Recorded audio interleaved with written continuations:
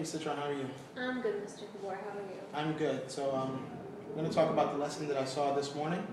And last time we talked about a couple of things, but the main thing I want to point to is something that I saw today that was strong, was we talked about giving the students a certain amount of time to complete something so they know how much time they have, and on top of that, giving them clear directions. Also, you did that, and I noticed that you had the time posted so the students can see it, and because of that, in my notes, there were 20 students in the class, and you always had between 18 and 19 on task the whole time. So that's one of the reasons why we decided to do it, and I just wanted to get your thoughts on starting that and what you're noticing when you do that.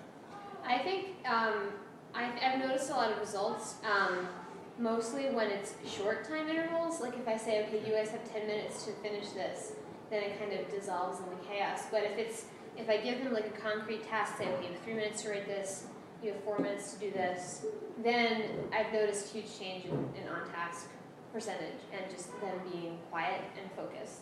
Okay, good. So that's good. That's a good catch. I noticed that also when I was in the classroom. Yeah. Earlier this week, you gave them 15 minutes to write, Yeah. and it took a couple of minutes for them to get started. But today they had 4 minutes to complete something, and all of the students right away. So it started right away. So I think that's something that we can use moving forward, and we know how much time to give them. And that just creates a little bit of urgency around what they're doing. Right. So that's something that I noticed that was good, and I want you to just keep doing that. And strategically think about how much time you're going to give students to complete tasks throughout the lesson. And now we're going to move into talking about a specific aspect of the lesson that I noticed also. So what did you want the students to accomplish by the end of today's lesson? By the end of today's lesson, I wanted them to have read the entire article on Emmett Till and to have taken notes on the whole article. Okay. And did they meet that objective? No, they didn't. They didn't. Why do you think they did? Because I think it's a new skill for them, taking notes. They're learning a new skill with the double note-taking. And I think they actually caught on kind of quicker than I thought they would. I set the bar at the whole article. I was not expecting them to do the whole article, but that was my goal. Like in a perfect world, that's what would have happened. I do think that the objective really was to, I guess it wasn't to finish the article, it was to really understand like how to implement 2-column note-taking. Like that one column is for facts that you get from the reading, and I saw them pulling information from the reading and putting that in the left-hand column. And the right-hand column is for thoughts and reactions and questions, and I saw them writing, I think that like this is ridiculous, like he's just a little kid. Like I saw them doing that, putting their thoughts. So for the first time of them doing it, I thought they did really, really well. Okay. So I set that bar to get the whole thing done, but in reality, I just wanted them, the objective is more for them to understand what the purpose was for it and kind of like how researchers switch back and forth between reading for information and then writing to grow ideas. Okay, so I heard you say two things.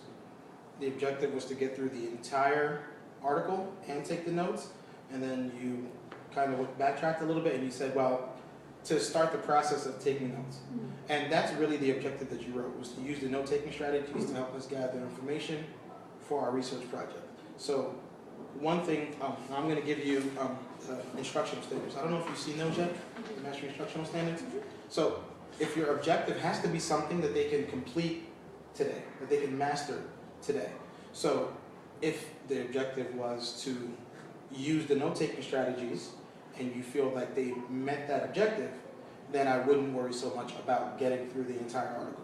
Mm-hmm. So we're going to talk about how we can use that portion in our direct instruction so we can make sure that the students know exactly what they're supposed to do and are able to do it. And that will add to obviously what we talked about before, having time allocations for each part of the lesson. And then when you put those two together, they'll know how much time they have and exactly what to do. Mm-hmm. So what I'm going to come in next week to see, which will be your action step for next week, is going to center around direct instruction. And I'll show you where that shows up on the instructional standards. Because we know ultimately your goal is to be hired full-time next year, to stay on. So you have to get really well-versed in what all this document is telling you And we'll always try to talk about a portion of the standards in the feedback. So if we look at instruction where it says direct instruction, so it says you're delivering information needed for students to meet the lesson objective. So the lesson objective has to be something they can meet today. I think that is something they can meet today. If your objective is for them to gather that information and be able to use it in a research project, something that's transferable, that they will have to do next year, that they'll have to do in high school, that they'll have to do moving forward in college, and we just make sure that they can complete it today.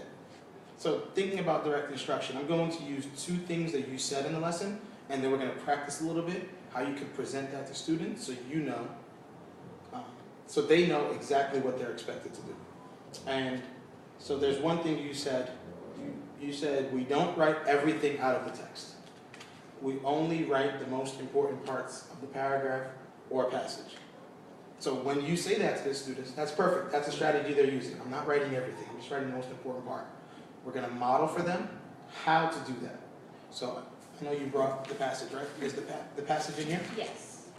Okay, so thinking about that, not writing everything, only the most important parts. I'm going to be, from the lesson today, jump here. I want you to look in the passage and pick one thing out of the passage that you're going to take notes on and show me, model for me, how I take that piece and then pull out only what's important and not write everything. Okay, right, so we have this paragraph. After this whole paragraph, which we know talks about the nation's reaction to the murder of Emmett Till, this paragraph talks about the change in the attitudes of many whites in Mississippi who at first were horrified by the crime, but then after seeing how much national attention it got, started to feel like they were being attacked by the nation. So when I'm reading through this, I'm looking for the main idea of this paragraph. So we've read this together. I found out that the main idea of this paragraph is that the 2 men who were accused of murdering Emmett Till, at first, we read earlier in the passage, did not have anyone who wanted to represent them. Now we see that there are 5 prominent lawyers stepping forward to defend the 2 men. And officials who had at first denounced the murder began supporting the accused murderers. So the main idea of this paragraph is that whites started to change their attitude, and these men eventually had 2 lawyers that wanted to represent them. Okay. So that's what I'm going to write. That's what I got out of here is the main idea of this paragraph, is that now these 2 guys who are accused of murdering Emmett Till now have people who want to say, hey, we don't actually think these guys are guilty. We think that they're worth defending. And that's the main idea of this paragraph. And I want you, that's the most important thing that you're getting from this paragraph, is the main idea. If you see details in here, like maybe the date might be important. On the date they went to trial, September 19th, 1955, that's an important detail. But things like many whites in Mississippi felt differently about the crime and disliked that the NAACP labeled it a lynching. The fact that the NAACP labeled it a lynching is a detail that is not really necessary to our understanding of this passage, and maybe you wouldn't need to include that in your report. But the fact that now these guys have lawyers who want to represent them, that's an important detail. So you would want to write that down. Okay. I'm Jamie. Yes. There was a lot said. So I think as a student, they may get lost in that somewhere. Okay. So if you're pointing to a portion of the passage, which if you're talking to the entire class, you have the passage under the document camera, you pointed to this sentence. Underline that sentence. Now, why do you think it's a good idea to underline that sentence? Because that sentence embodies the main idea of the paragraph. Okay, so that's what you want them to pull out. Then we can use what you said. You don't write everything. So, and the next part, you said things in your own words. So, based on what you underlined, now let's do it again. What would you say to have them pull that part out as the important details from that paragraph and not write everything and put it in their own words? Okay. And if you need to, I would just write it in the margin so they can see what part you're taking from the passage and how you transferred it into your own words and didn't write everything. It has to be something, the modeling has to be something they can hear, and you're letting them into why you wrote that. Okay. All right, so let's try that. So we figured out what the main idea of this passage is that we have this sentence here, 5 prominent lawyers step forward to defend Millum and Bryant. Now, I want you guys to look away from this passage for a minute. And I want you to tell me what you remember I just said. Not necessarily the exact words, but what you remember I just said about that passage. You said that there were lawyers, Mm-hmm. and in the NAACP said something about lynching. Okay, what about the sentence I just read? That one sentence I just read. I'll read it again. 5 prominent lawyers stepped forward to defend Millum and Bryant. Oh, there were lawyers that wanted to I think, defend the two guys. Great, Millum and Bryant were the 2 people accused of murdering Emmett Till. Excellent. So, in your own words, you said there were lawyers. You say lawyers or 5 lawyers? You just said lawyers. I said lawyer. Okay, so there were lawyers that wanted to defend the 2 men. That is the main idea in your own words. It's not the exact same thing that's written here, but it means the same thing. It's just you took that and you made it your own. Good. So now doing that with the students, how many times do you think you would have to model something like that? Maybe once or twice. Okay. Maybe once on my own, and then maybe once with them. And then you. Yeah. So, and then that'll give you a gauge. You check for understanding whether they are ready to do it on their own. When you give them the opportunity, you circulate around to see what their answers are. So, what's the action step? So what are we gonna work on next week? And I'm gonna come in and see. Next week, modeling and direct instruction, the strategies that I actually want them to be using, and using economy of language. Okay. And I'm gonna pull up my calendar now just so I can let you know when I will be back. I already have time on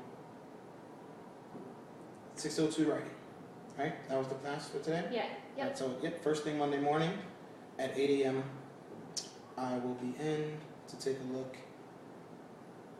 at how the direct instruction portion goes. And you're still going to be working on the civil rights movement? Yes, we'll be working on that for the rest of the report period. For your, and what's the end goal for the report period? The end goal is for them to write a research paper about, we're going to have several topics that they can focus on if they want to,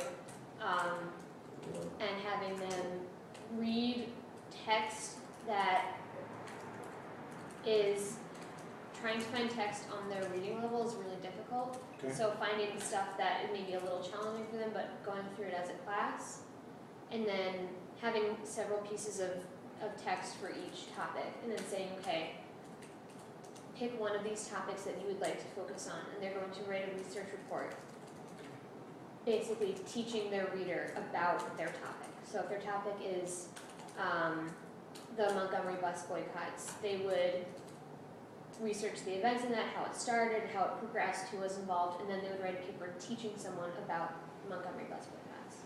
Okay. So I want you to email me something. Okay. When is your publishable piece target date? Let me look at the calendar. You want to look it up now, or you can send it to me Okay. with your plans for next week. Okay.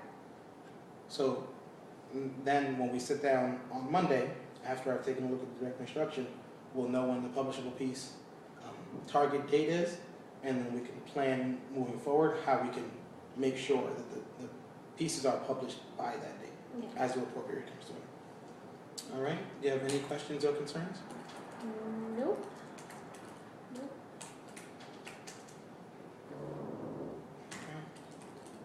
Thank you, Ms. Citron. Thank you, Mr. Kabore.